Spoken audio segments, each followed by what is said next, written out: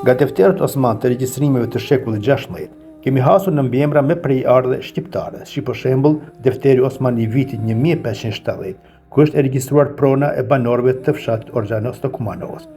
Aty përmendet një person me emrin Bogdan Arnauti dhe në defterin Osman të po këtij viti, ku janë të regjistruara pronat e banorëve të fshatit Llojan, përmendet një person me emrin Zaharia Jovan. Emri i parë mban mbiemrin Arnauti, ashtu siç Osmanët i quanin shqiptarët, kurse mbiemri i dytë ka të bëjë me një familje fisnike shqiptare, që u shfaq për herë të parë dhe u përmend në shekullin 14.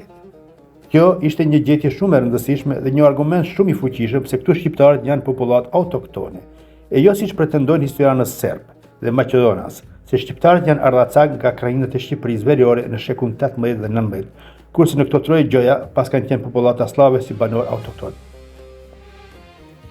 Pavarësisht se historiografia serbe i merr përballë këto emra me origjinë serbo-slave, që ja kishin punuar gjatë fundimit të vet, gjatë shekullit 13 dhe 14. Prap se prap, patronimet dhe etnonimet me origjinë të pastër shqiptare u hedhin poshtë këto teori të falsifikuara.